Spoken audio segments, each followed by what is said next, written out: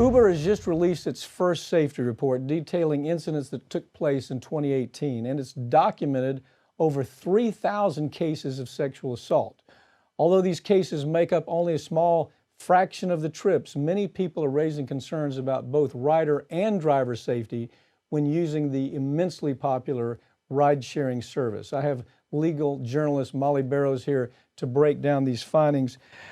Tell me about these numbers. Okay, so from what I understand, Uber took it on themselves to be transparent. Right. There was all these rumblings about young girls are getting raped. Right. There's been several murders. Yes. Assault, all resulting in murder. Give me your take on this story, Molly. A couple of different things. Uber starting to struggle financially. They have been kicked out of London. They've lost their license in London over safety concerns. I think this is Uber's attempt to use and create a benchmark of what they're seeing, but it's only in America. And, they service 65 other countries, and we've not seen anything similar as far as these stats and how it relates to safety from those other countries. But we do know other countries, other clients, if you will, have had these similar safety concerns. So I think this is Uber's attempt to basically say, hey, we're trying to be transparent. We're trying to clean up this company's image. They're taking a number of steps, not only to properly vet their drivers as far as their driving records and their criminal history, but they're also doing more to train their employees when they hear complaints, whether it's an unwelcome comment or something as significant as rape or touching. They are now starting to categorize and specify these type of complaints and work with safety experts and organizations to deal with this. So from the beginning, Uber's pitch was they sold the idea anyone can be a driver. I mean, that was their pitch. Which is scary. Anyone can be a driver.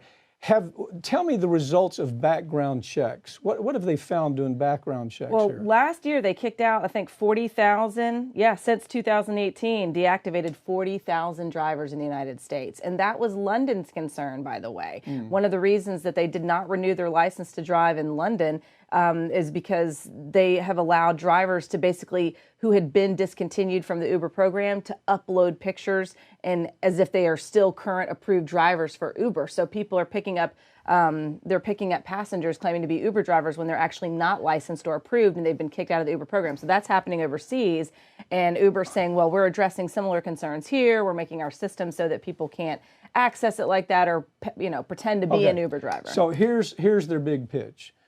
America got tired of going to New York or Chicago or the big cities and getting in a taxi that it looked like a family of 10 was living in the back seat. Right. Garbage there, the smell was it's awful. And so Uber comes in and says, we have a better product. Our drivers are going to keep your cars clean. We're going to know. And when you step into that car, most people think this is a trained driver, right, that they're at least as good as a taxi cab driver that has to have special standards. Nothing's further from the truth, is it? That's exactly right. They're all independent contractors, and different states require different vetting systems when it comes to taxi cab drivers, but Uber is ultimately responsible for vetting their particular drivers because they are independent contractors. So you have a whole slew of other issues that drivers say come up with that, and they are also the victims of crime as well. Aren't we seeing the same thing with Lyft? Yes. I mean, Lyft is, you think, well, Lyft is going to change all. No, Lyft hasn't changed anything. No, it's the same concept. Basically, with these ride-hailing services, they're hiring independent contractors. They're claiming to have vet them. We have to take their word for it, that they have good driver's license backgrounds, that they have clean criminal background checks, and that they are staying on top of that in case something were to change. But you're seeing lawsuit after lawsuit, not just in the United States, but also in countries around the world where people have been victims of crime, either by a driver or the drivers themselves have said, I've been put in an unsafe situation by Uber's practices. Well, I mean, there's some safe practices. First off, everybody that jumps into an Uber when it pulls up is insane. Well, it kind of goes to that don't thing you of, have to say, who are you here to pick up? Right. What is your name? Who are you here to pick up? Let me look at your tag. Right. Because a lot of these cases have evolved out of people that are just saying they're Uber drivers. I mean, they have Uber there. They see somebody, some young girl that's holding her phone like she's waiting for an Uber driver, pulls up, the young girl jumps in the back seat without asking any questions about who it is, I right? experienced that. I was in Boston for a work trip recently, and I hailed an Uber to go come back to the hotel, and a stranger walked right up and opened my door, and I thought, wow, these Uber people are really on top of it.